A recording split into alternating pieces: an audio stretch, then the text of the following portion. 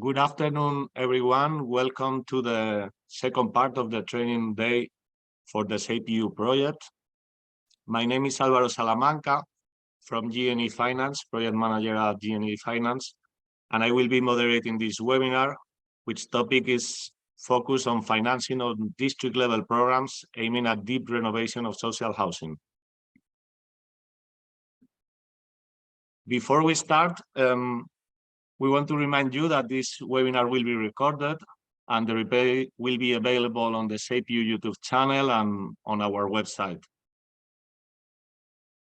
In this regard, your camera and your microphone are disabled, and for communication, please use the chat. Elena from Energy Cities is in charge of the technical part of this webinar, and to ask questions to the speakers, we will give you the floor to ask questions to the speakers. We prefer the Q&A section. I will try to be as fast as possible because for the webinar of today, we have four speakers with really interesting and useful presentations. And in my presentation, I will explain you what is the CPU project. As you probably know, we are in charge of different activities on behalf of the European Commission. The series of webinars we are holding regarding these topics, and also the objectives, of course, of these webinars, and I will present the four speakers we will have with us today.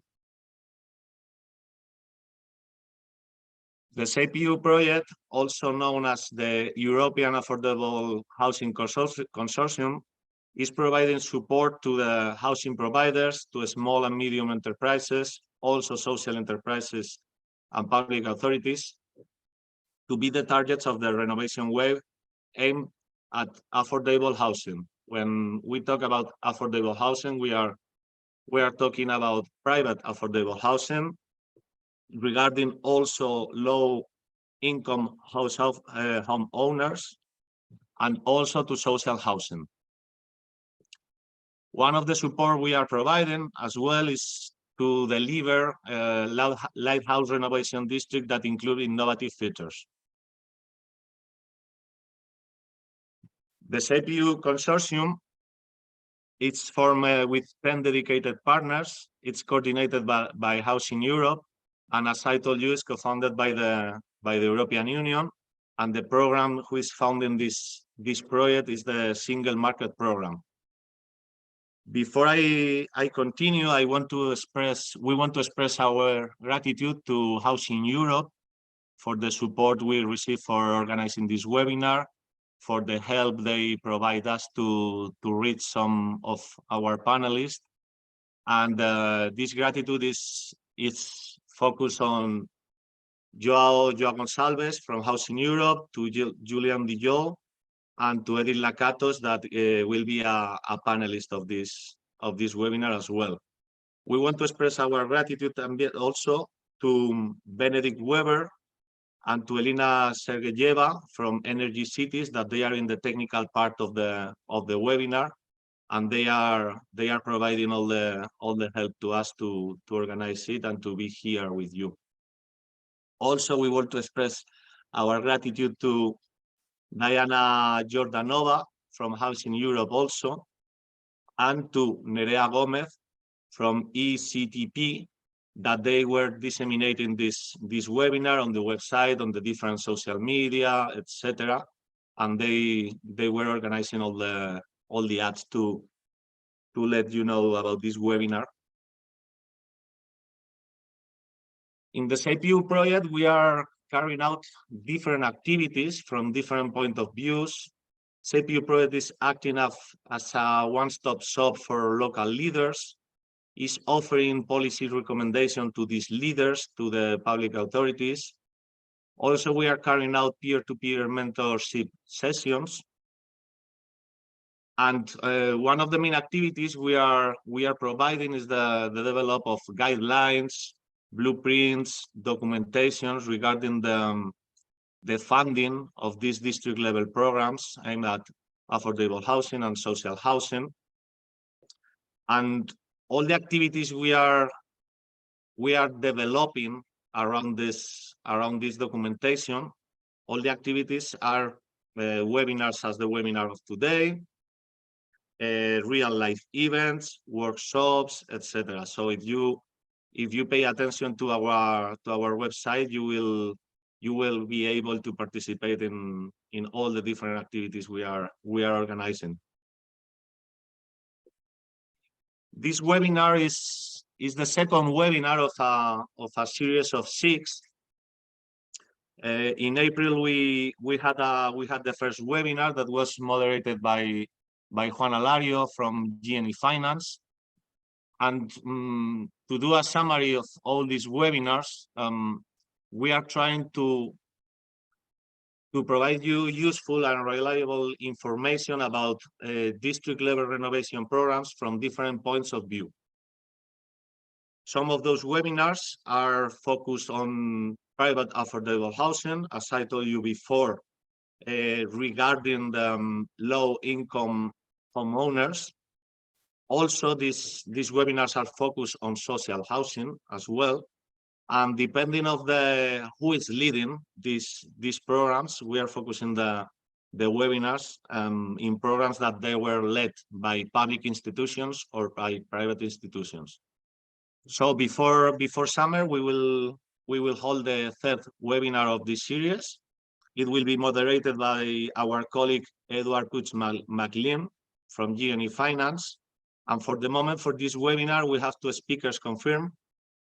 One of them is working for the Basque government in the north of Spain, and he was the lead, the public institution that was leading a really interesting and really important program called Opengela, that now is having continuity with the second part of the program. It will be called Virtuos, and this program was focused on a district-level renovation for private affordable housing, especially focused on low-income homeowners. After the summer, we will hold 3 different webinars, but for the moment we haven't confirmed the speakers and the moderators, but we will update you in coming weeks with this information. Okay, let's go to the objective and to the topic of this webinar. It refers to large social housing renovation projects that cover both energy and no energy renovations. As you probably know, until the last years, the main sources of financing these kind of programs were own resources and local public funding. So in this webinar with our 4 speakers, we will explore the use of EU sources of financing and private finance to fund these kind of programs and these renovations, the challenges, the benefits, and the drawbacks the projects were facing in the past and they will face in the future to finance these kind of programs. Also, the role of cost neutrality. Robin will focus, one of our speakers will focus his presentation on this topic, and also the view they have about the innovative financing products, suggestions to improve, etc. So I will present our 4 speakers. We organized their participation from a general point of view to a real case. We will start by the explanation of Gerlinde Guthel Knopp Hirschwald. She's the head of housing economists at Austrian Federation of Limited Profit Housing Associations. We will continue with Edith Lakatos from Housing Europe, Senior Policy Officer at Housing Europe. Then we will give the floor to Robin van Leyen. He's the Senior European Public Affairs at AEDES from the Netherlands. And the last part of the webinar will be carried out by Kaspar Alev. He's the climate change specialist at Tartu, City of Good Energy, a city of Estonia. I met Kaspar in a meeting 2 weeks ago in a webinar where he presented the project they perform in Estonia. And it's what I explaining to you. We will start from a general point of view, and in the end, we will land on a successful case and a successful example of this kind of renovations. Before giving the floor to each of our panelists, I will explain their professional career in a deeper way, and they will be able to present their PowerPoint, the presentation by themselves. So I have to stop my sharing. Give me a second. Okay. Okay, the first part of the webinar will be held by Gerlinde. She holds a master's degree in urban and regional planning and a PhD in housing economics. In her work, she analyzed housing markets and housing policy in Austria and elsewhere to support the representation of the interest of the housing cooperatives and companies with limited profit that supply almost 25% of the Austrian population with homes. Her presentation, as I said, will be focused on a general deep renovation, decarbonization of social housing in Austria. So I give the floor to you, Gerlinde. Thank you very much for attending the webinar, and now you are the sheriff of the Zoom. Hello and good afternoon from my part. Thank you for inviting me. And thank you for the short presentation. So I'm Gerlinde, working for the Austrian Federation of Limited Profit Housing Associations, and I will immediately share my screen.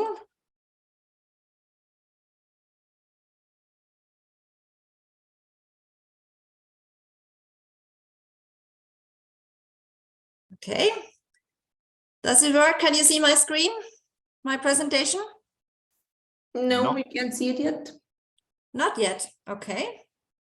But I did it. Okay. Let's try again. Yes, now it's working. Okay, but I don't have it anymore. Okay. Wait, no. My screen is black. I don't know if it's your case, Elena. Yes, it's also black here. Maybe you have two screens. Are you working with two screens at the moment? No, I'm working with one screen only. Can you still hear me? Yeah. Yeah. Okay. I'm at the moment not seeing anybody and not seeing my screen. I retry. Okay, once again.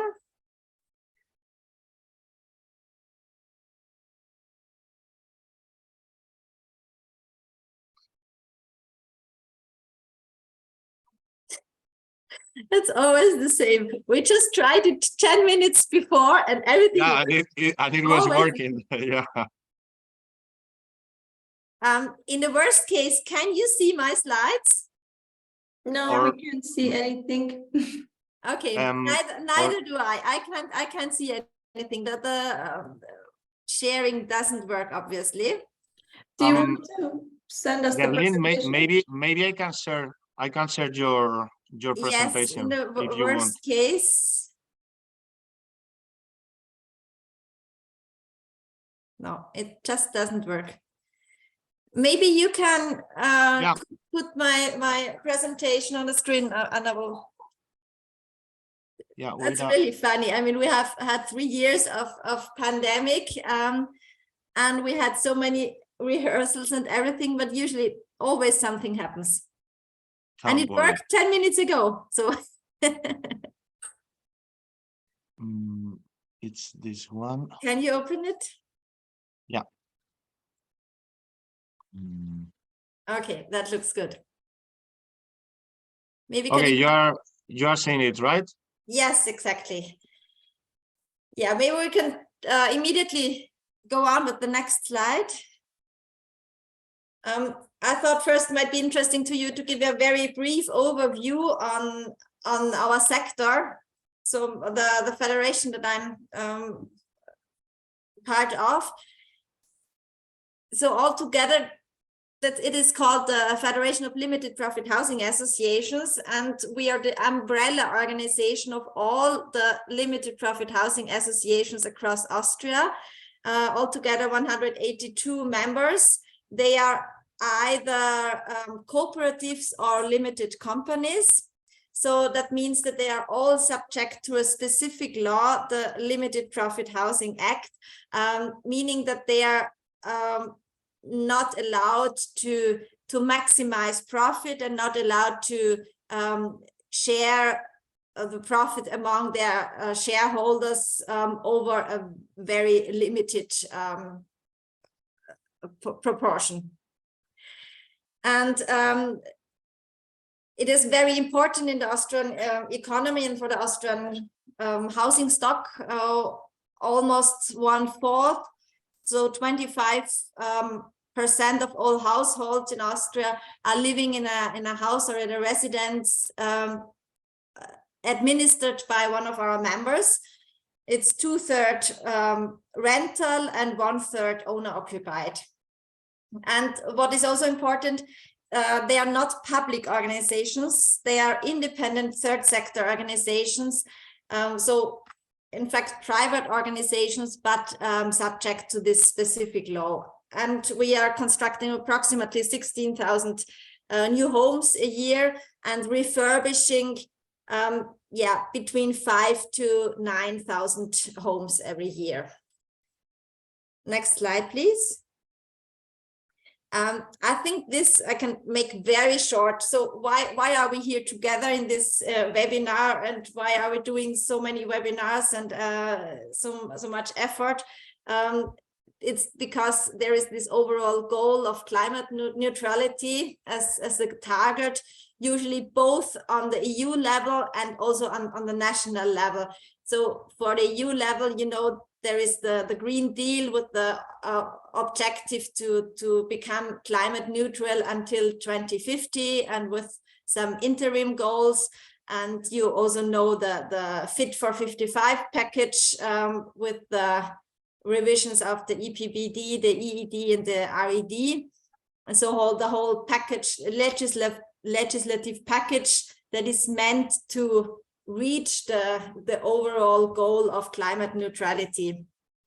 And quite similar, we have corresponding targets in Austria, with the difference that our coalition, our government has decided to become climate neutral already in the year 2040, which is quite early and will be quite a challenge. When it comes to the legislation, it's a bit more complicated. And if you can go to the next, please. Yeah, it's just said that there are very important acts, very important laws that we are still waiting for, meaning that we do not really have the legislative framework now to do very important steps in terms of decarbonization. Namely, the Renewable Heat Act maybe is the most important one. This is the act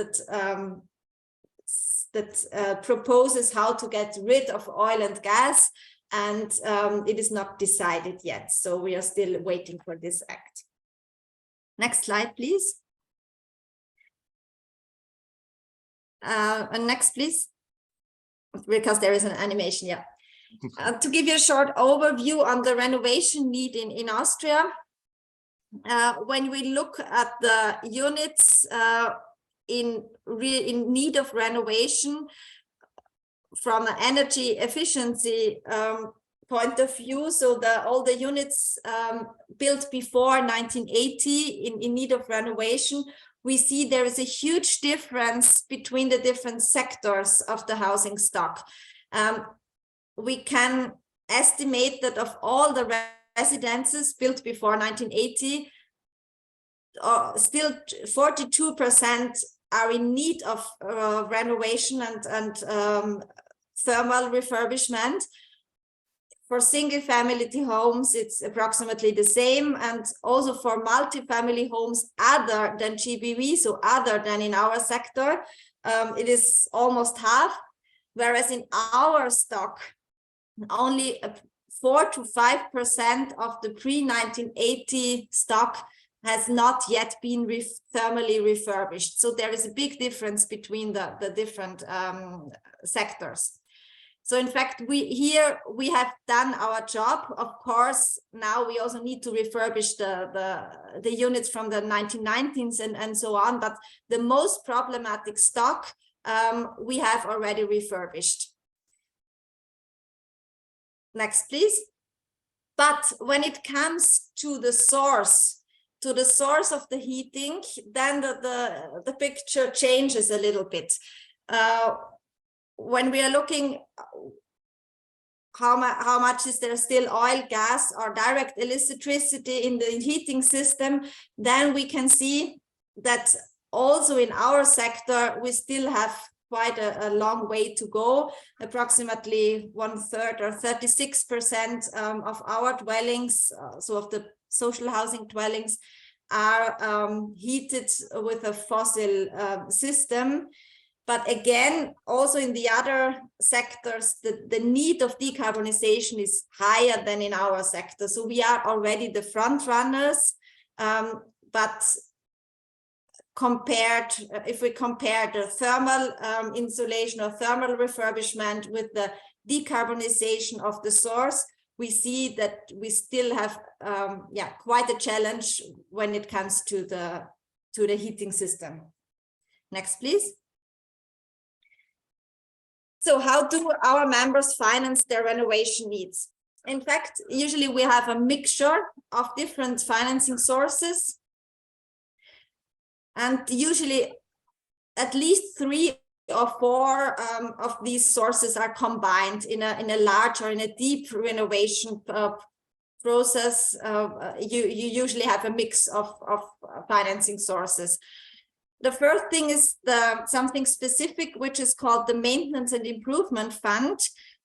It is a specific fund, a revolving fund dedicated to the maintenance and improvement of our stock. And I will explain that later.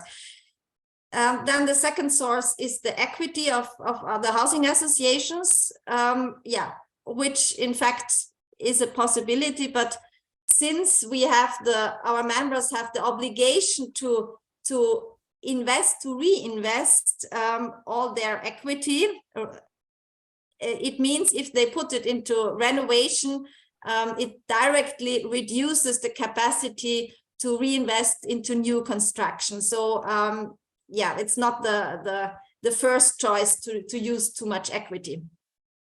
Then, of course, there are public grants or loans at state level and sometimes also on federal level, but state level is the most important financing source for public grants or loans. Then also there are bank loans, and in some cases, but I have to admit in Austria, this is still on a very low level, sometimes also EU funds are used for the renovation. Next slide, please. To explain you a little bit more about this Maintenance and Improvement Fund, which is something quite specific for the Austrian system. For those who understand German, it's a wonderful, very long German notion called the Erhaltungs- und Verbesserungsbeitrag. This is as I said already, it is a specific fund. A part of the rent goes into this fund and it is dedicated to renovate or rehabilitate the building and is also bound to the specific building. So there is no cross financing between buildings, or it is not part of the equity of the housing association, but it is really tied to the specific building. And it is part also of the cost rent. We have this system of cost rent, but this rehabilitation fund is part of the cost rent. It increases with building age. In the first year, you start with 56 cents per square meter. per month. And for buildings older than 30 years, it is €2.20 approximately. So there is a possibility to create a reserve for renovation and rehabilitation. And there was also the question if it's possible to raise rents for renovation measures. In fact, there is a legal possibility to raise this specific fund, this EVB, for a certain period of time if the necessary renovation measures cannot be financed out of the reserves. But it is quite complicated. You need it has to go to the court, and in fact, our members try to avoid this possibility and try to find other sources, as I said before. So third-party sources, and not to raise the EVB over a certain period of time. Next slide, please.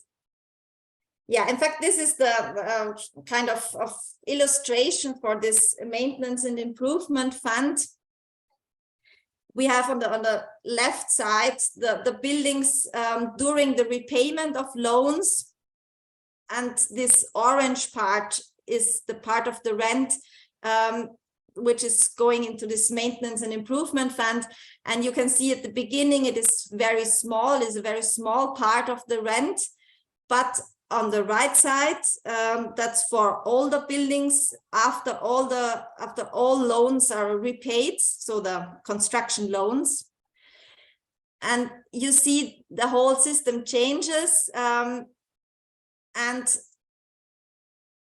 there is the part of the maintenance and improvement fund is a very high and significant proportion of the total rent. Next slide, please. Yeah, up to now it was only about renovation in general. And now we are coming to the question of district level programs for deep renovation. And I have to say, they are still the exception in Austria. District level programs for renovation are still the exception. And I will try to explain you why we are still at the beginning of this approach, what counteracts district level approaches. First of all, the legal framework of building renovation is fully referring to individual properties. So it is not only this rehabilitation and renovation fund, but also the whole question of decision making and on getting the acceptance of the tenants and of the owners. It's all is bound to the individual property. So it's really hard to make it possible on the district level. Then we do not have anything like a legal obligation to connect to a district heating when it is, even if it's possible. Usually in a district, you have multiple owners with diverging interests. And sometimes we even saw that from the housing association's point of view, sometimes it even makes more sense to follow a portfolio approach instead of a district approach. That means that our members are grouping their stock, their houses, their buildings according to building age and energy source, and are doing joint renovation efforts for, let's say, a certain, for the stock from the 1960s, but not necessarily at the same place or the same district. So this is sometimes also counteracting the district level approach. But next part, please, on the right side. But of course, sometimes district level approaches are already working, also in Austria. First, it is rather when you combine renovation with new builds. So in redensification projects, we do have successful and very interesting projects of of district level, on the district level. Then, of course, it is easier when the neighborhoods share the same owner. So when there's a whole settlement by the same, for instance, housing association, then you also can do a district level approach. We also have seen that specific parts like mobility concepts are working very well on the district level. So neighborhood mobility concepts, that is fine. Sometimes there are also public incentives for block by block renovation and incentives to do a district level approach. But in general, we still are at the stage of pilot projects.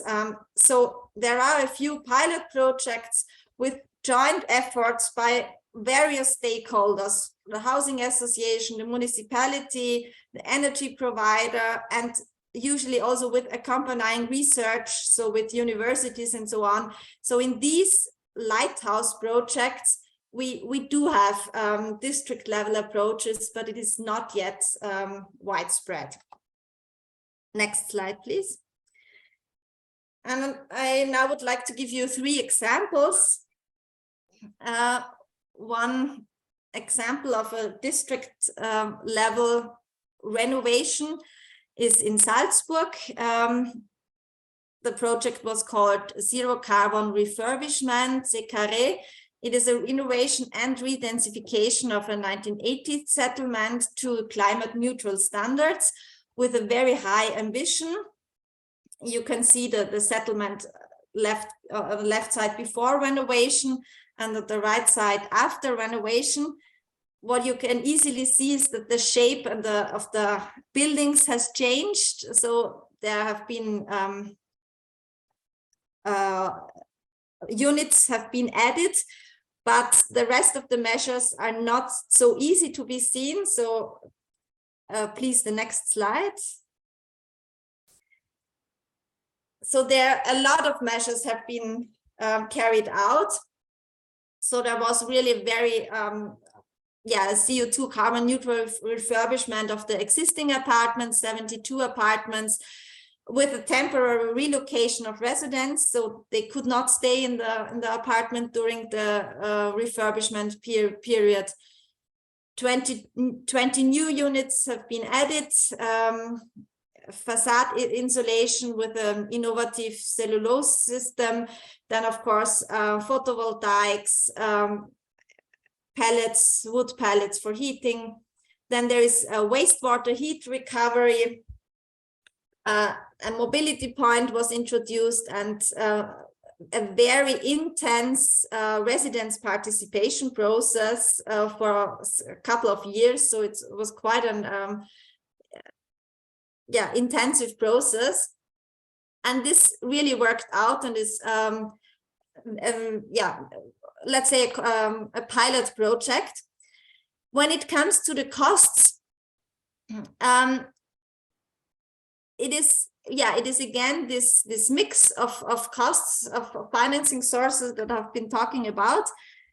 In this case, there was a strong subsidy on the state level with loans. So more than half of the investment costs have been covered by state loans, and there are also some national funds, but those are mainly for the research and the planning process, and for the participation process of the residents. We also had the municipality itself, the city of Salzburg, involved in the smart city program, and this was also a lighthouse example of the smart city program of the city of Salzburg. But it did not work if there were not a very intense and even personal involvement by the GBV, by the Limited Profit Housing Association itself.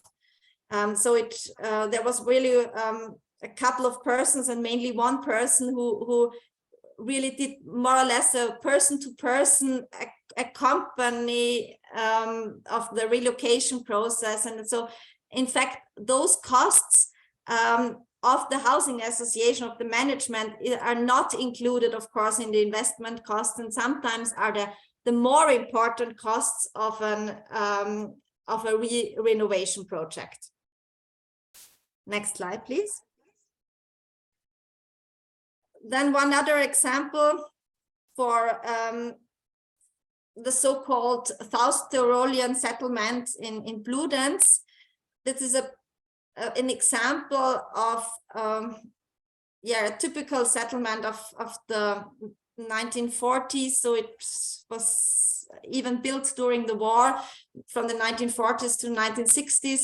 We do have several settlements like this in Austria, and of course in need of improvement, even if there have been refurbishments before, but again, there is a need of improvement today.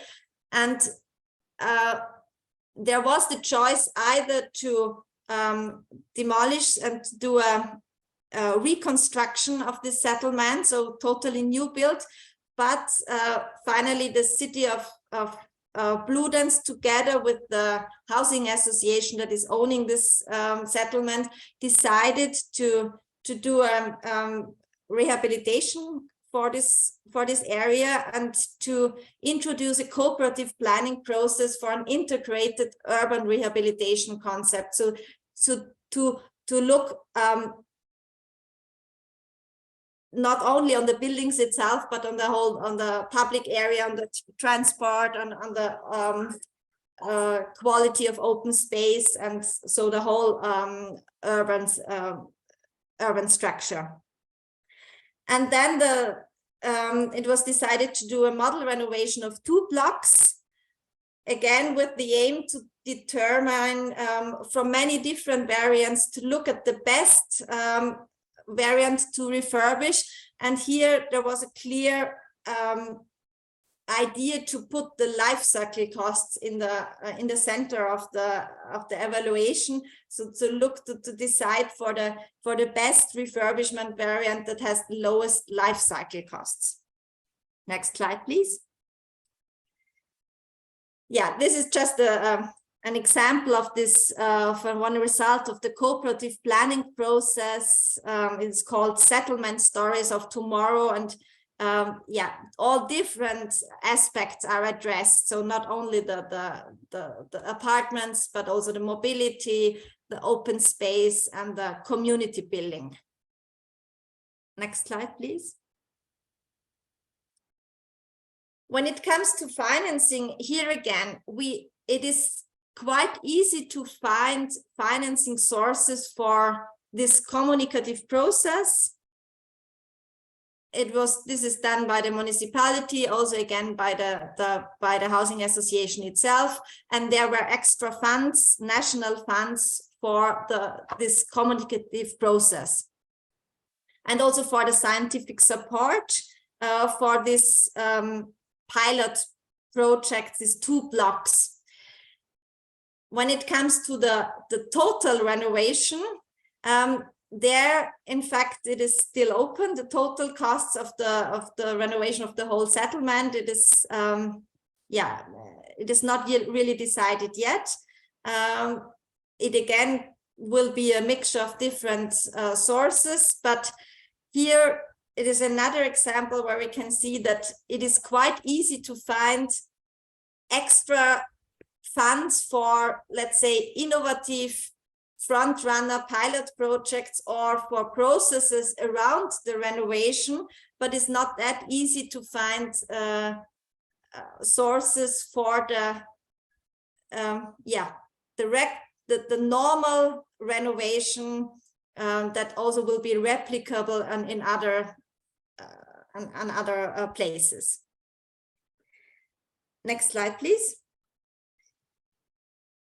And the third example is something completely different. This is not one specific settlement, but here it is one example where EU funds have been used for renovation.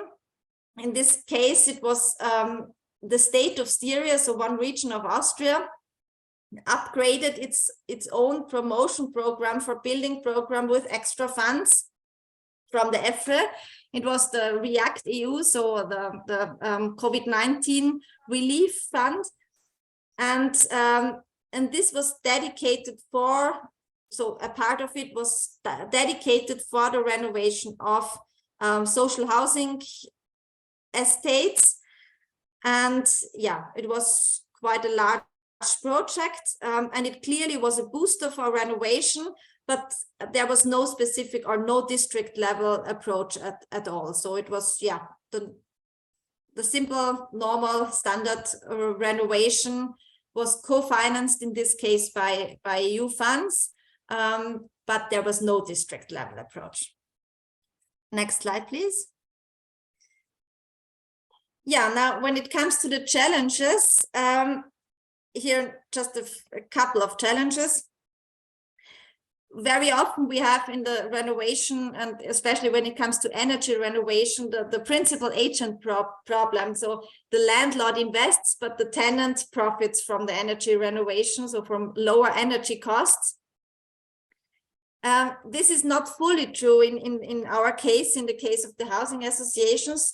First, because through this renovation and rehabilitation fund, in fact, it's the tenants themselves who invest via this maintenance and improvement fund. So it is, in fact, it's their money, but very often it is not enough. It's not sufficient to carry out the renovations. And on the other hand, what we also saw, that lower energy costs are not guaranteed. Of course, you have lower energy costs after thermal renovation, but as I said at the beginning, we are more or less through with the thermal renovation. But when it's now the focus on the decarbonization, on the change of the source, it is not so clear that it results in lower energy costs. And sometimes it is, very often it's quite the contrary, because gas used to be very cheap, at least until 1 year ago. His district heating and also renewable sources often result in higher energy costs than the gas. Yeah, then the EU and national funding up to now mostly was for research and planning costs in very innovative pilot projects, so this lighthouse project. And we are now really looking for a funding that is needed for the investment costs for the tried and tested scalable measures, so for the everyday renovation. All in all, still we have to say that financing is not the major challenge in district level renovations, but rather legal and organizational barriers are the major challenges. Next slide, please. Yeah, what do we need? I think we'll discuss that also today. We need to speed up the decarbonization of the heating systems when we want to become climate neutral until 2040. Next, we need to eliminate legal barriers for decarbonizations that are still quite important in Austria. And yeah, we need to proceed more and more to both the portfolio and also the district approach, and where we are still at the beginning, and we hope also to learn from other experiences elsewhere. Thank you.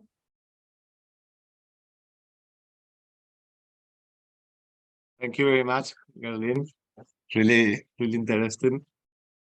I'm not seeing questions regarding your presentation in the Q&A chat, but just to tell to the attendees, if you have a question to Erlyn, you could type your question in the chat, and in the end of the webinar she will answer it. Thank you very much, Geraldine. Okay, next presentation comes from Edith Lakatos.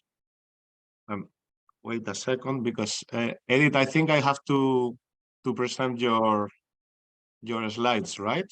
Yes, please. But wait, because I'm having a problem with my mouse.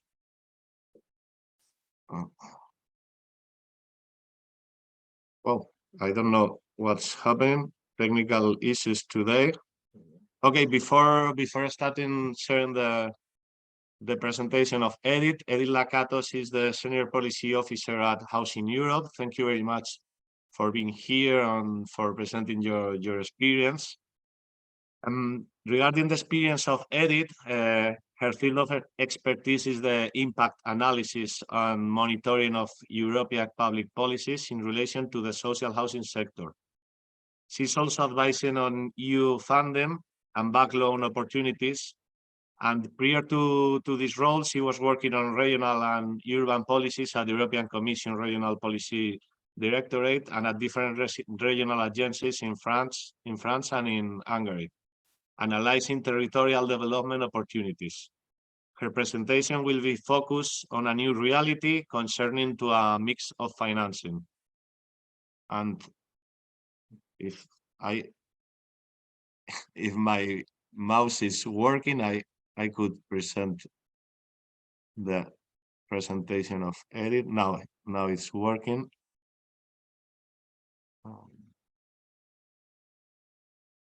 Yeah. Give me a second.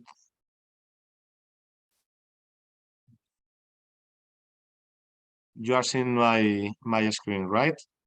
Yes, it's perfect. Thank you. Thank you, Edith. Go ahead.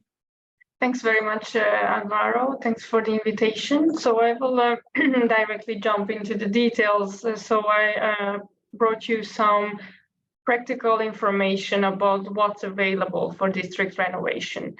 So if we go to the details in the next slide, we knew already, and Gerlinde also proved in the Austrian setting is also true that for renovation, we need to be creative. So social housing providers need to look into different financing sources. So that could be own capital, private finance, public finance, etc., and also the contribution of tenants, as we saw in Austria. We see also that soft loans are often conditions to the achievement of specific level of energy efficiency. And we also see that in the case of some EU funding, there is also a condition to achieve some energy efficiency standards.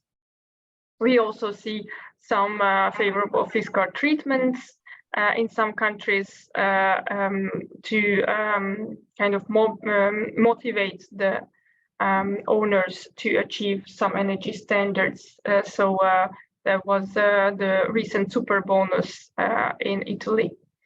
So if we go to the next slide, we can see the different funding sources available in this programming period.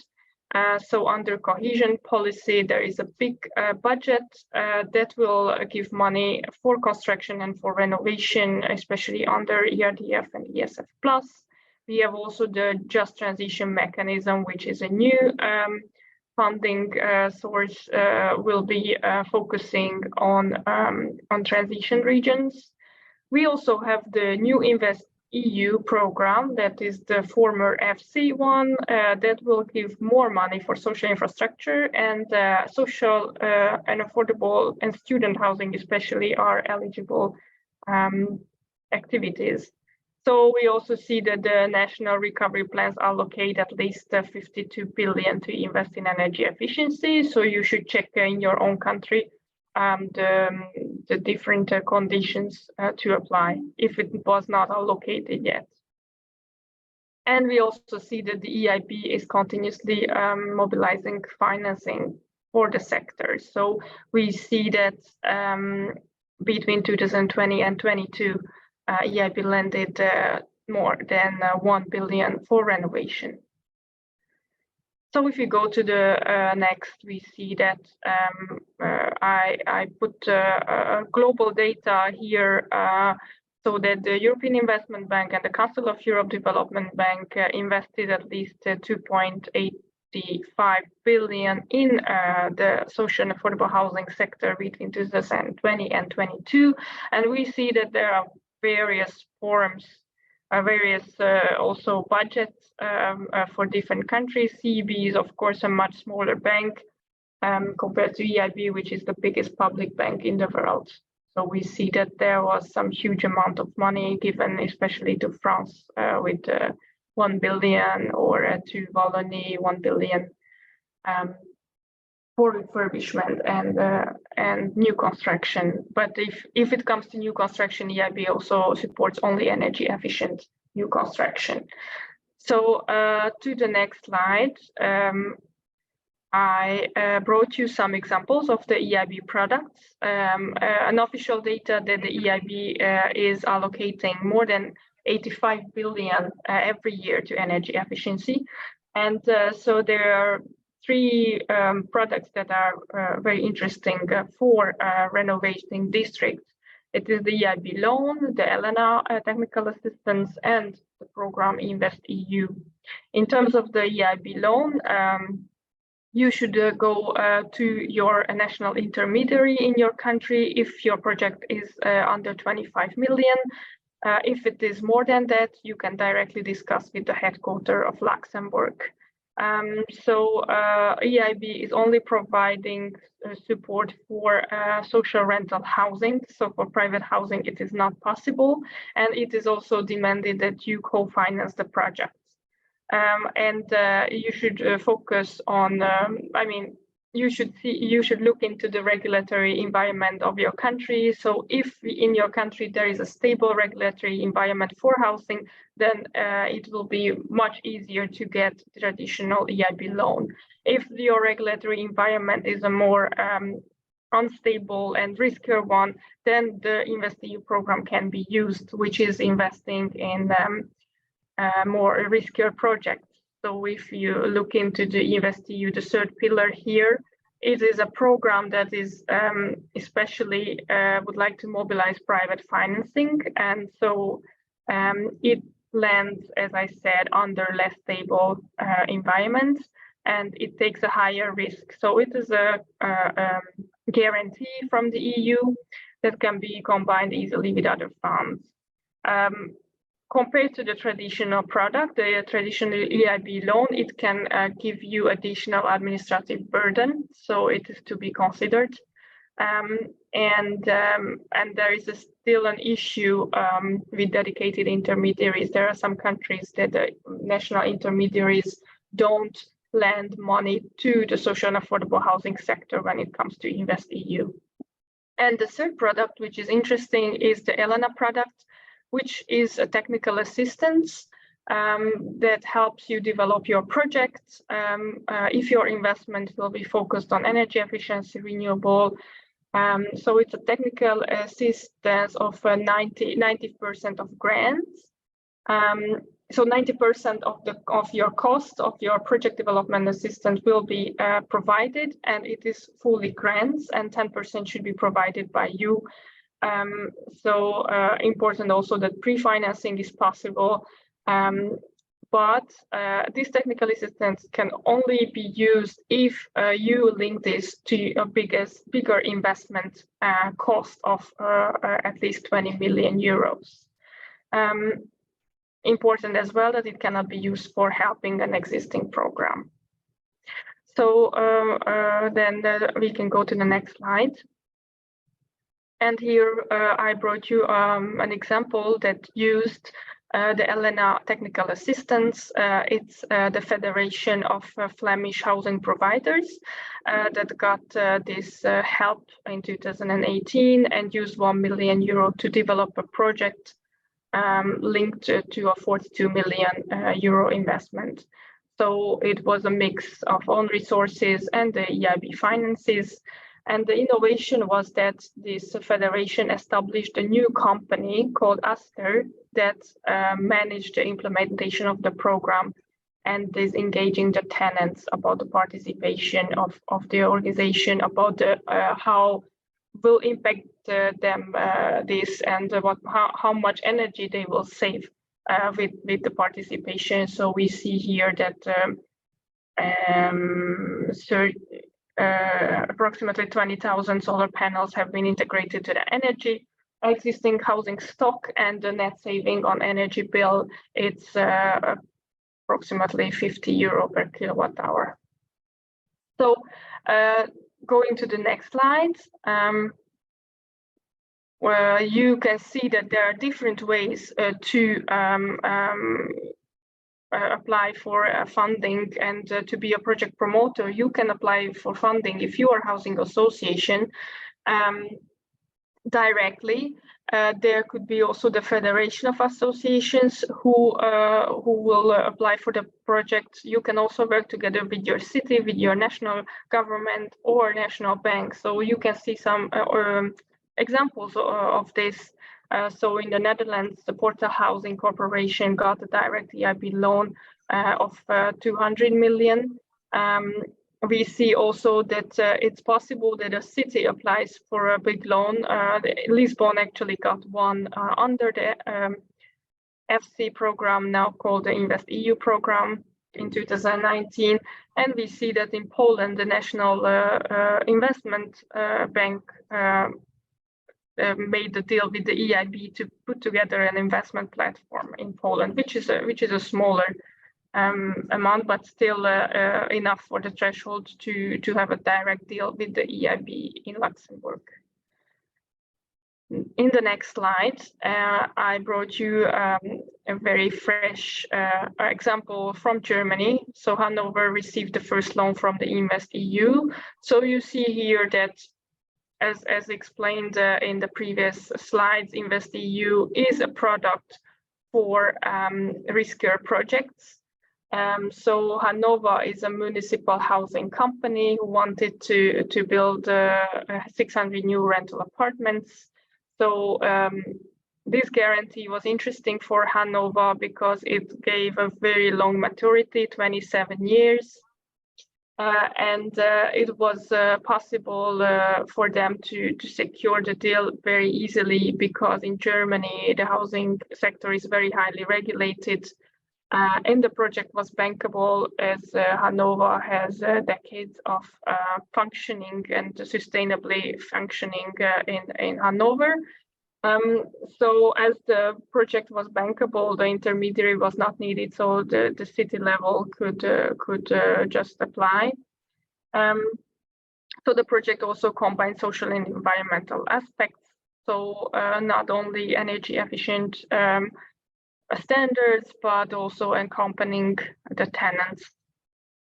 And of course, the long maturity was actually a key factor to provide affordable rents for the tenants. So just to remind you that the standards used by the EIB for the loan is for the new construction is 10% above the near zero energy buildings, and for renovation, projects should lead to a reduction in primary energy demand of at least 30%. In the next slide, I brought you another project. It is Win in Häuser, so comprehensive refurbishment from Austria. I hope that Gerlinda is happy that I'm presenting this. I'm really inspired by this project. Sorry, it was exactly the same I was presenting. I didn't know. Sorry, yeah. From cross-cutting. So I will just tell you about the parts that we really liked about this. It's a cross-sectoral approach of the refurbishment, and it's quite new that we see. We don't really see this across Europe, that it gives a guarantee for the tenants to come back if they want. There is innovative technical systems, as you saw in the heat recovery, and basically redensification and quality green space are combined. So yeah, we can go to the next one. So yeah, there are some pictures of the projects. And then, so what we need for successful projects, as I said, for the European funding, any program, it's very important to have stable and regulated governance, especially if it is finance and not grants. Regulation and good regulation is decreasing the risk and you can have a better chance to have a better interest rate with the EIB and the CB. You need long maturity that will provide cost neutrality for the tenants. So you would need a district approach. I saw that Gerlinde a bit argued about this. We still see that it is in some countries in Europe it's more successful to have a district approach, but then we know that it's not possible everywhere. But the most important is to check first the people's needs. Then in terms of structural funds, we see also that we would need pre-financing opportunities. So very often the structure funds are given as reimbursement. So it's very difficult for the housing providers to advance the money. And also the housing providers need some grants. So even though I presented some excellent projects that use financing, they also need some grants for the social accompanying. So we shouldn't forget this. And we need to prioritize resort-oriented approach. But I think this is more like a criticism to the European Commission when they will define the new rules in the new programming period. So we try to be in contact with them to continuously say that we would need to have a result-oriented approach. And then in the next slide, so I also brought you some examples of the social impact bonds. So basically the functioning is that the private investors provide the capital and assume the risk, and municipalities or public authorities pay investors if performance is reached based on the savings of the public budget. And there was one particular example that I wanted to tell you. It's from the Netherlands in the next slide. So the BGM Bank developed a social bond in the Netherlands that is especially for Dutch social housing providers investing in new social dwellings, maintenance and energy renovation. And they link the criteria to the goal number 11, sustainable communities and cities of the SDGs. It's a bond of 1 billion euro, and the expected return is 0.05% per year. And you see here that out of 360 social housing providers, 92 are eligible to access this funding from the bond. It is quite of innovative approach that we see. It's one of the first ones across Europe for a bond in our sector. And in the next slide, I think it will be my last slide. It's about replicability to a little bit recap on what we need if we want to use EU funding for district renovation. We would need to have strong policy objectives. So we would need to have the public authorities on board. We need a special policy for housing, so reducing poverty, increasing energy efficiency, fight homelessness. So we need public interest that will reduce the risk as well. We need long-term maturity and fixed return. So we also need to find the right partners. We saw that a city can apply or a housing association can apply, but we need to find the right partner, especially when it comes to financing, and you need co-financing. So in terms of the social bonds, you need to standardize transparency requirements and develop your market.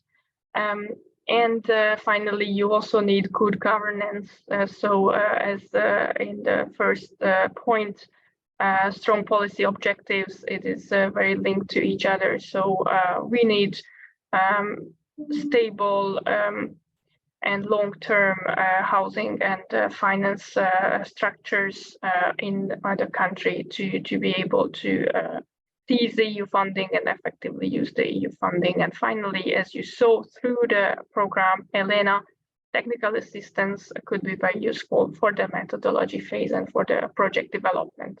Thanks very much for your attention.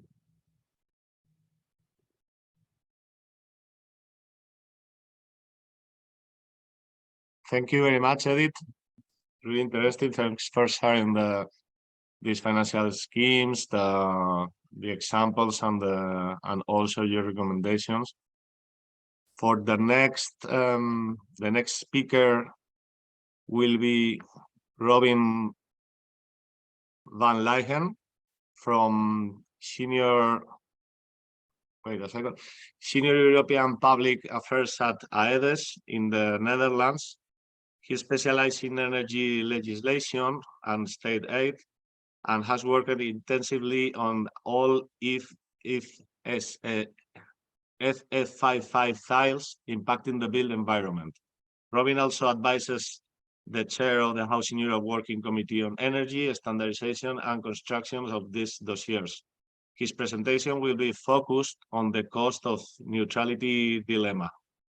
Thanks, Robin. Welcome, and I give the floor to you.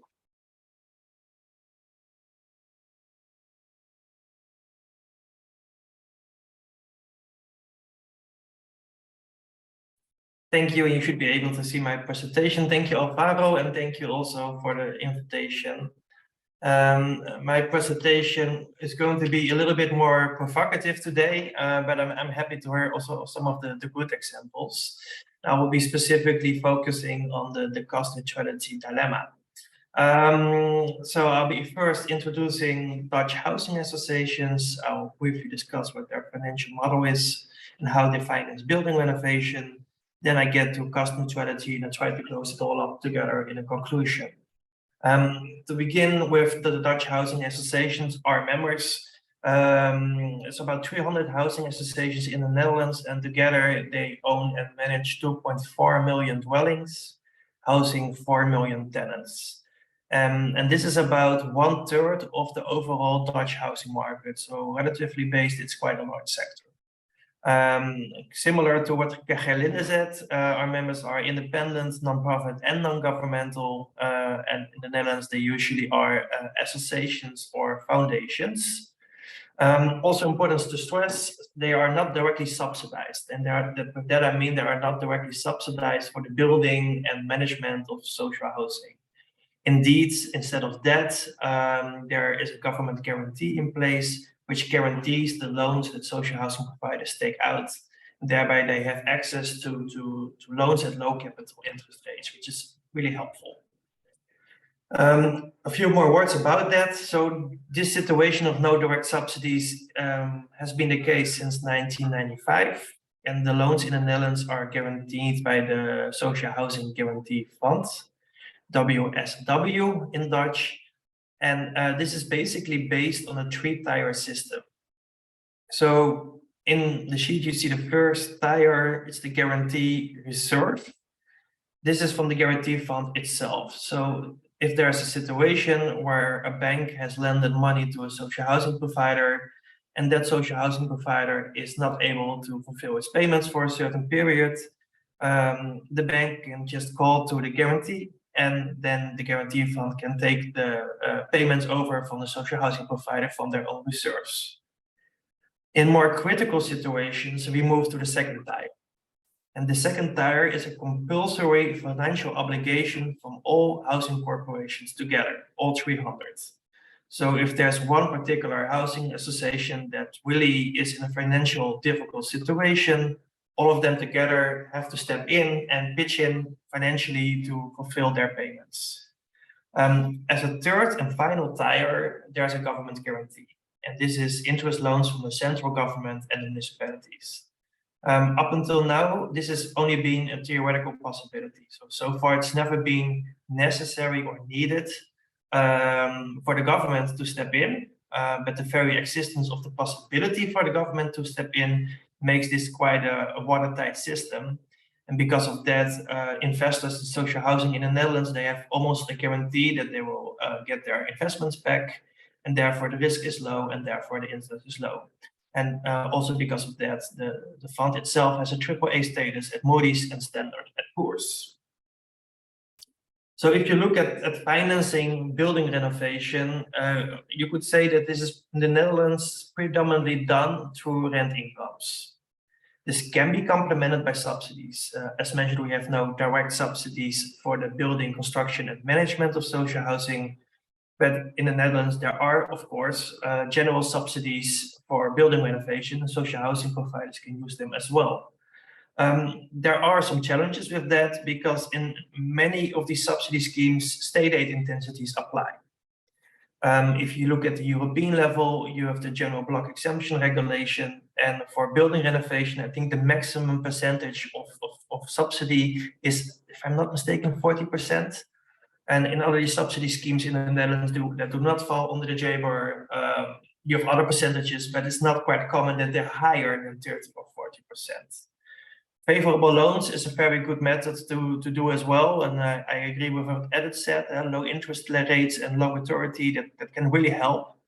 And it's really useful, but still challenges remain because simply the investments that you do in building renovations are not earned back by future revenues.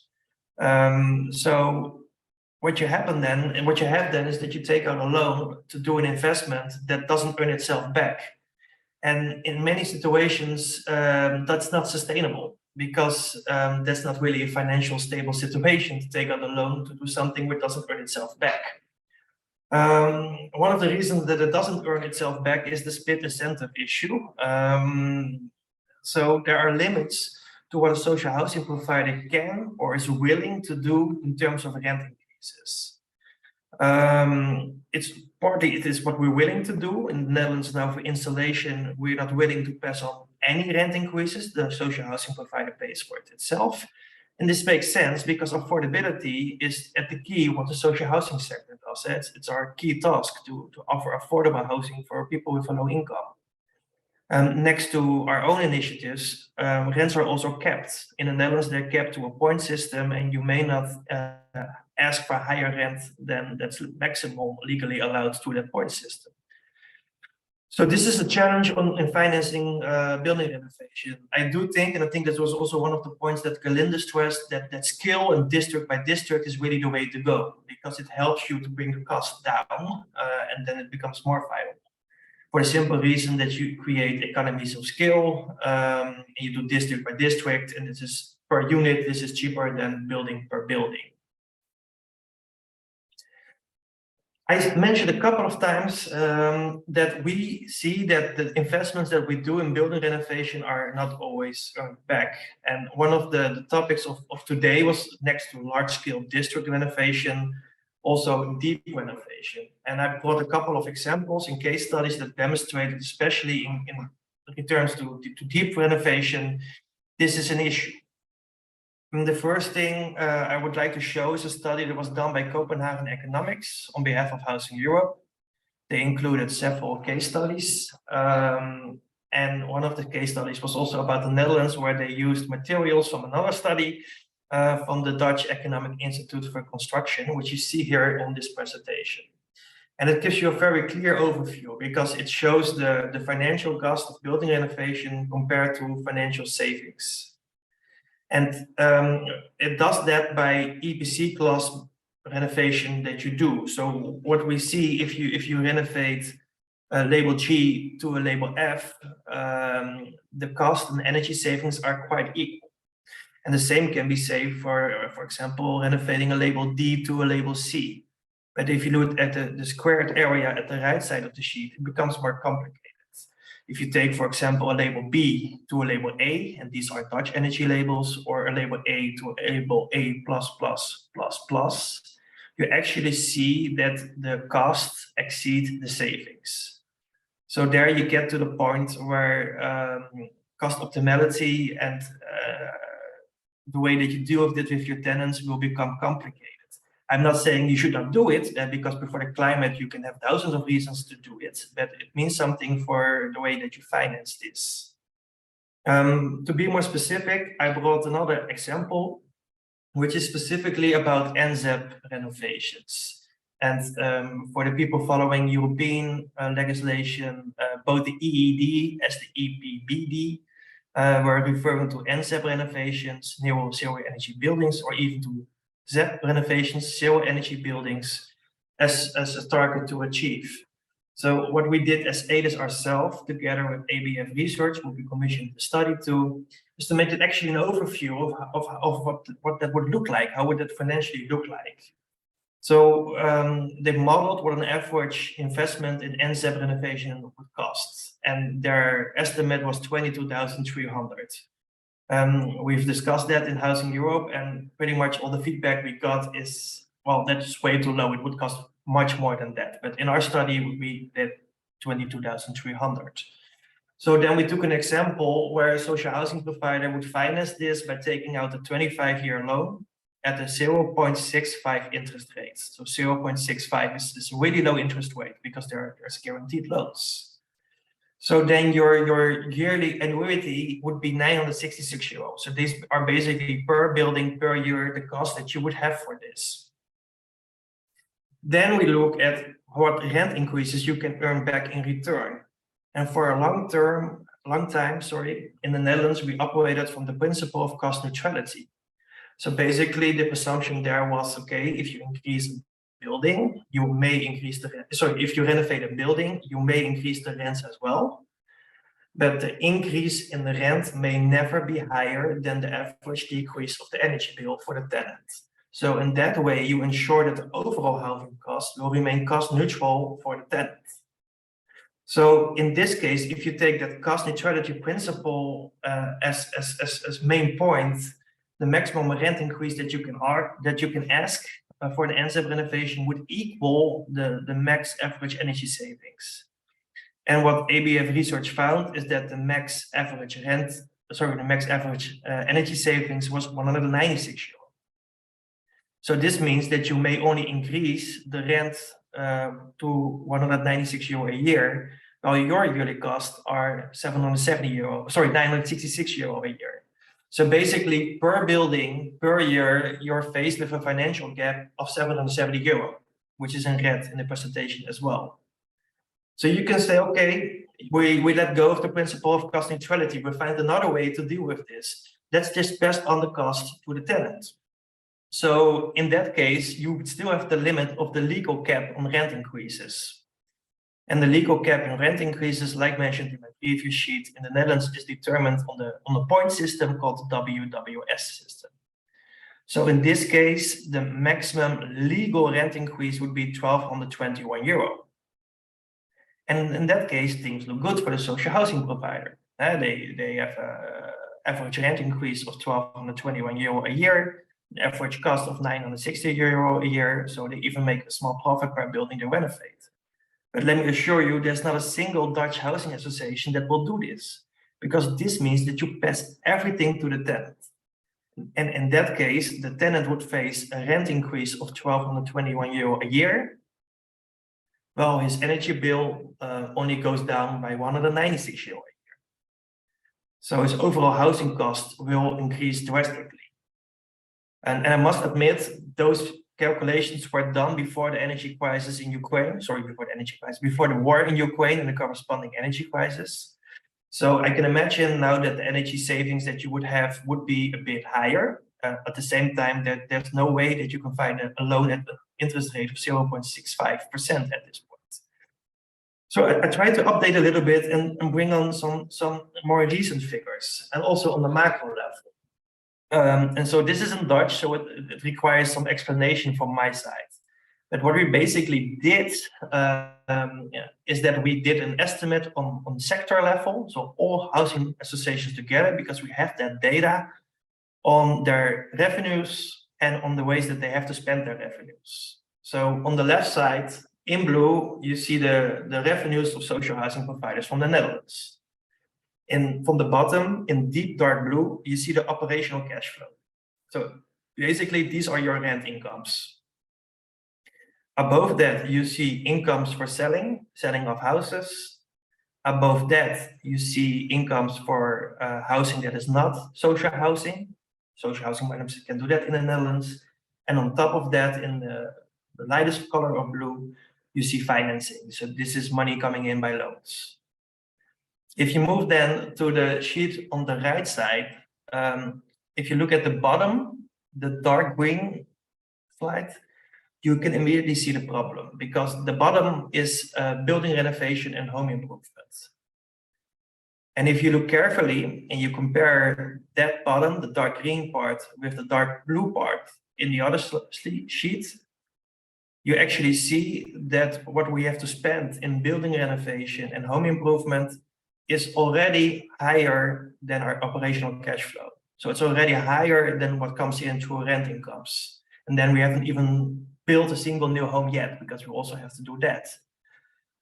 These numbers are from last year. We're updating them, so we're getting a new figure for 2023. But we don't expect things to improve, because overall the cost of building renovation has become more expensive. So I don't mean to be overly skeptical. We're going to renovate buildings anyway. We've committed ourselves in the Netherlands to clear KPIs. We're going to insulate 1/3 of our housing stock to very deep standards. So we're going to do that. But the only way to do that as this pictures demonstrate, is by lending in extra money for investments that do not earn themselves back. So in the long run, this is not financially viable to continue. So then I moved to another sheet and I asked myself the question, well, can the EU solve this? Well, it's the 10th of May, it's one day after Europe Day. So I tend to be very positive about the EU, and I would like to say, yes, the EU can fix everything you want them to fix. And in theory, yes, they can fix this too, because there's just a financial gap to building renovation that you need to take care of. And you can do that through subsidies, and these can be EU subsidies. And I think Edith presented a couple of very good and very useful EU subsidies that may be used. In reality, there are some issues with those as well. If you look at, for example, cohesion funds in the national programs for the Netherlands, those are mostly focused on finance and small-scale renovation. Great projects, without a doubt, they do good things, but they do not bring in the funding that you need for deep renovation or that you need for large-scale renovation. If you look at the EIB, they do great work indeed. And indeed, there was a Dutch housing association that took out 200 million loan from them at very low interest rates. But again, you're taking out loans for investments that are not viable. So in the long run, this is not your final solution. With the Recovery and Resilience Facility, the RRF, I was very positive. I was like, okay, finally, now we're going to do something. There was a lot of investment in there. There was a flagship renovate. There was earmarking for investment in sustainability. But in the end, it was left to the member states how to use that money. And what we see in the more frugal member states, being Germany and yes, very much the Netherlands, one of the most frugal member states, is that they did not use the money for that. They did use the money to refinance existing projects, but they did not use the funding to finance additional large-scale building renovation projects, which was really a pity. Then, if you look at the Social Climate Fund that's now being erected after the ETS2 legislation has passed, well, this is very positive. This is clearly money funded for building renovation, earmarked for building renovation. But it's not a very large fund, and some countries are net contributor to that fund. So I think what I'm trying to say, and again, I don't mean to be very negative, is that we have a lot of funds that can be used for building renovation. There's one thing that we don't have, and that's a fund that must be used for building renovation. And I think if we want to continue with large-scale district renovation, and yes, we really want to continue with that, that's what we need, a dedicated EU fund for building renovation.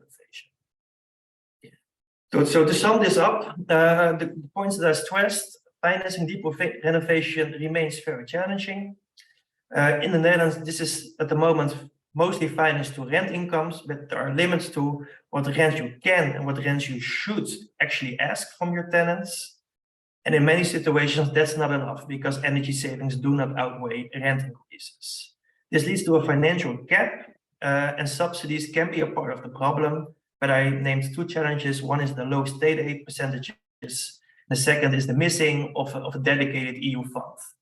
So I would also really be interested, I don't mean to be pessimistic, I'm an optimistic person, but I would also be very interested to learn from some of the other participants today. We have to move forward, of course, with deep renovation. We have to move forward with large-scale district renovation. But how can we do that in a cost-efficient and socially fair way? So I will leave you with that question, and I will be happy to answer any questions that you may have. Thank you.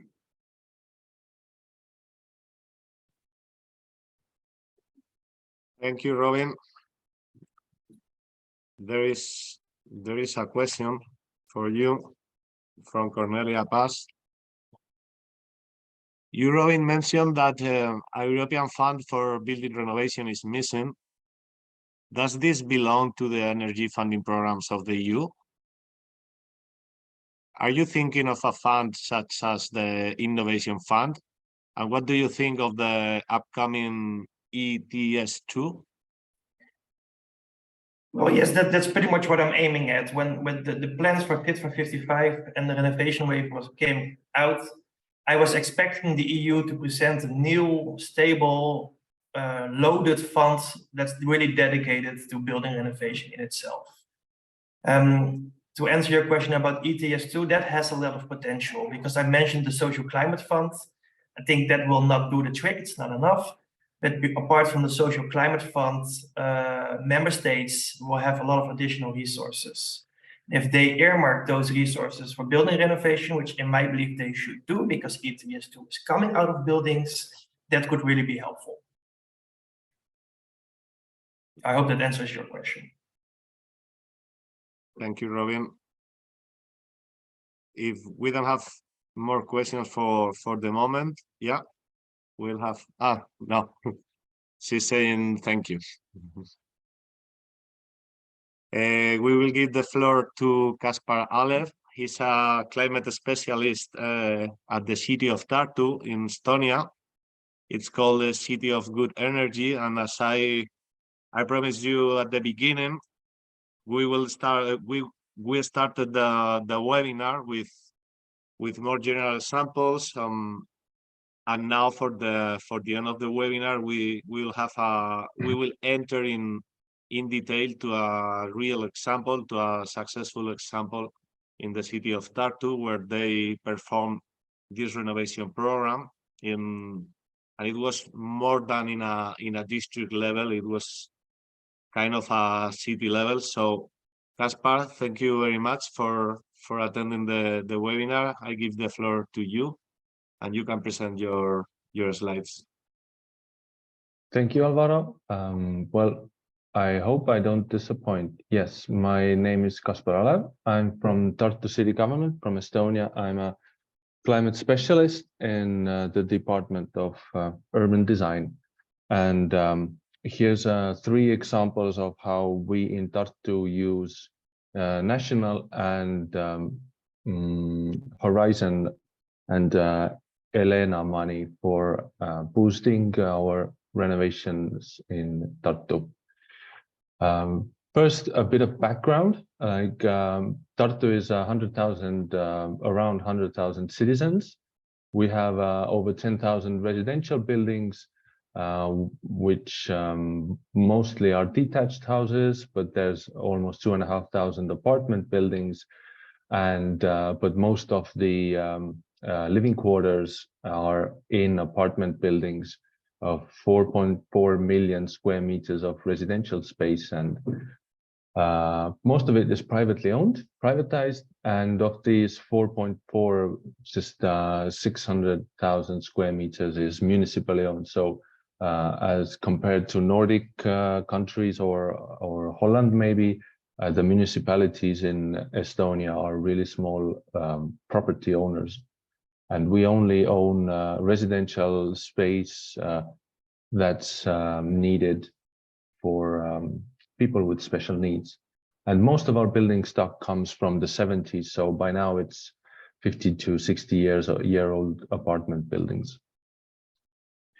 Yeah, as I said, mostly privately owned. Each apartment has its own private owner in the building, and the owners in Estonia, they have to form a apartment owners association, which is a legal body. And if the apartment building decides to renovate, it means that more than half of the apartment owners have to agree to it, and the majority also has to, not just apartment buildings, but on the residential space in the apartment building as well. So that's how you decide renovation. I know there's examples in other countries where all apartment buildings, all apartment owners in the building, 100% have to agree to renovation. So Estonia legislation is a bit simpler there. And I have 3 examples for you. A Horizon project that's ended by now, couple of 2-3 years ago ended. Then an ongoing project on Open Lab, Horizon 2020, and then a European Investment Bank, ELENA scheme that we basically are launching at the moment. But before that, our renovation scheme, national renovation schemes worked so that there are EU funds that the national government uses. They put some national funds or maybe some finances that we receive from selling national CO2 quotes. And they support deep renovation, which means that all buildings have to reach C energy class. Depending on the building and where it's situated, the financing rate is 30 to 50% of all the costs. And it's not just energy renovation, but it's also improvement of living conditions that are reimbursable, and also 50% from designing the renovation project is financed. When you get the slides, you can read more closely about how the scheme works, but this has to be taken into account. So our first really large Horizon project in Tartu was Smart Density, and we used the innovation money there to boost local apartment building renovation. And the buildings that participated in our project, they applied for national financing, which, as you remember, was into C energy class, and they got the innovation money through Tartu city government from Horizon project, and that was to take the extra step on top of national financing and to renovate the buildings into A energy class. And the financing there was 100 euros per square meter. And cost of renovation at that time was somewhere between 350 euros per square meter to 600, depending on how much people decided to change in their building. So combining 2 different sources, which is usually risky because you have the risk of a double financing using different types of EU funding to basically finance the same action. But we managed to explain to all the financiers that specific money comes from national level, and then innovation money comes from this Horizon project, and it was justified, and this type of combining was completely fine. So the result was we concentrated in central area of the city, renovated 18 apartment buildings. That's around 38,000 square meters. That was, if I remember correctly, over 800 apartments. And most of the buildings reached the near zero energy building level in 2 years' time after the renovation. Some of them didn't. They are mostly fell into B energy class, but they need the technical system needs tweaking, and it's not a huge investment problem there. And yeah, total financing from our project was 3.8 million, and we triggered around 26 million euros of investment into these buildings. Yes, using the national financing, but also private financing through the housing associations.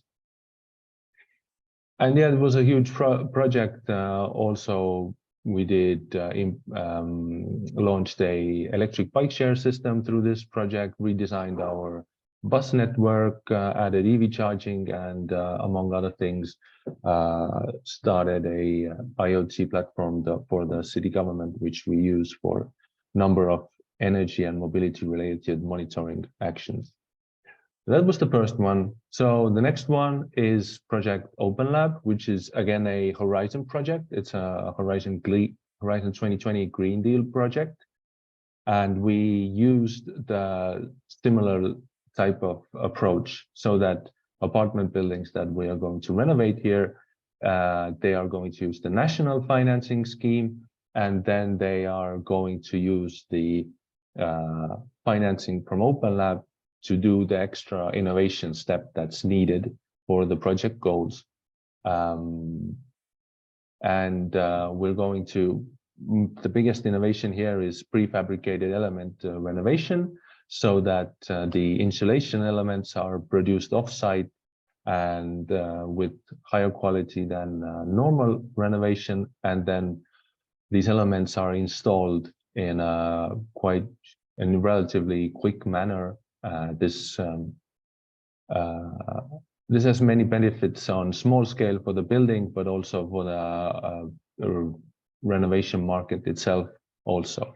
There is a national pilot going on, which takes prefabricated element renovation going to C energy class, and they do maximum of 5-story buildings. But we presented that we are going to 9-story buildings, so innovation in height, but also taking it into near zero energy building level. So innovation in technology also. We're working towards positive energy neighborhoods using the prefabricated elements. Other tools innovation that we also used is electricity storage. We want to turn these buildings into solar community and combine the electricity storage with flexibility service as well. So it's a way to add extra financing for these buildings to make the decision of renovating more easy and more appealing to them by bringing in extra financing, to the usual national financing. And if we should succeed, then we should renovate 3 apartment buildings. 9-story buildings are huge for Tartu. It's around 20,000 square meters, around 288 apartments. And we estimate the cost by now to be 800 euros per square meter. And the total cost of 3 buildings is around 16 million euros. Fingers crossed that we will succeed. The rise of interest rates in the last 12 months has made the goals really difficult to achieve. The cost of money is just so high. But then the third thing that we are doing, we're launching a new consultancy service for Tartu housing associations or the apartment owner associations. And we have applied for European Investment Bank ELENA scheme that was introduced earlier. And we want to support our apartment buildings in preparation for applying for the national financing. The national financing comes with a very specific scheme on how to apply for financing and how to implement it. There are some support structures in place there, but all the national support comes in when the apartment building has made a decision to renovate. But everything before that is very difficult and usually stands on the shoulders of one gentleman or lady who's the head of the apartment owners association. So we are trying to support the work before the official decision, so that we aid the managers of the housing associations We aid in planning, budgeting, in communication, preparing as much detailed information for the decision as possible. Also calculating new energy labels for all the buildings. And we want to attract at least 150 buildings, prepare 150 decisions. Probably not all of these decisions will be positive on the buildings. So we hope that we get 50 positive decisions and 50 renovation projects, of which we hope that in following years, at least 25 will go into construction in the city. And as a result of that, we estimate that the cost of these 25 buildings is around 30 million euros. So, and also in this Elena project, not just consultancy service, but also financial support for third parties, meaning the apartment owner association, so that we as a city, so if apartment building uses our consultancy service, they can also apply for financing of preparing the renovation project that will be the basis for construction tender. So they get 3 euros per building square meter and extra 3,000 euros for some technical consultancy during the construction process.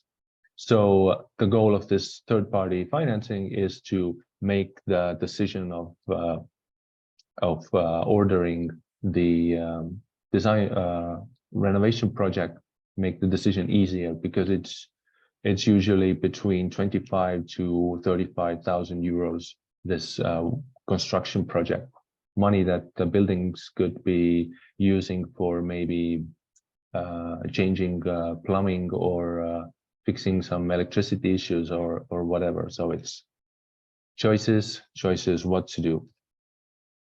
So yeah. And obviously the apartment building that applies for our service and also applies for our financing has to be located in the city of Tartu. We will not support buildings just outside of city border and also in other cities or municipalities. So yeah, our total budget in Elena is 1.8 million euros. And our own financing is 10% of that. We estimate the service. We estimated the service to cost around just over 1 million euro, and we have financing around 400,000. And then there's project managers, project managing cost for the city government, who's the leader of the project as well. And by now I can say that the actual cost of the consultant service will be around 700,000 euros. But the thing about Elena is that we cannot finance any construction works. We can only finance the preparation of constructions.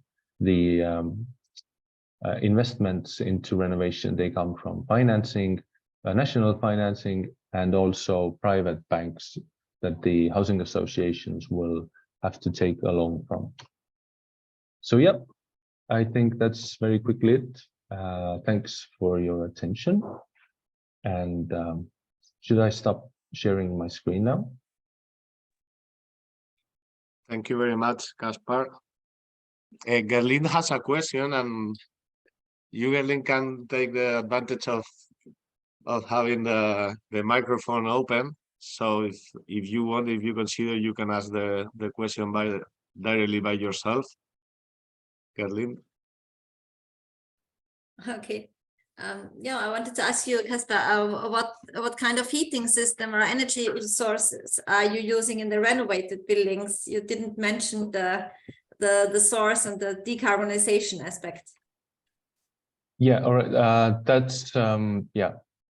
That's because Tartu has a very good district heating system.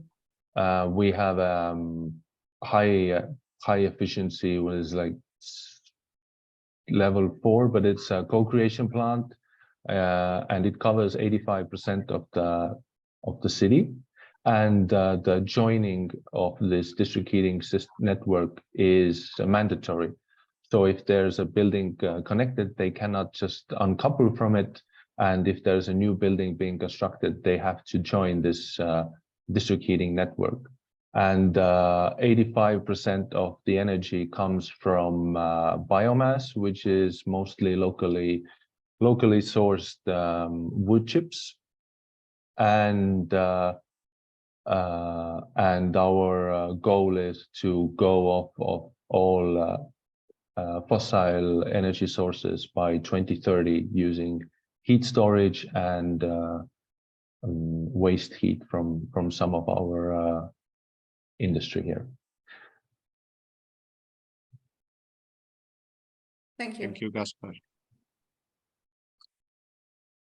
So it's the we'll reach the end of the webinar from our side. Just to say thank you again, many thanks for attending the webinar, Gaspar, Edith, Gerlin, Robin, and thanks Elina for organizing the technical part of the webinar. And I hope this webinar and the recording for sure will support different stakeholders in the future. So in the name of the future viewers of the webinar, I'm saying thank you again, and I hope to see you soon.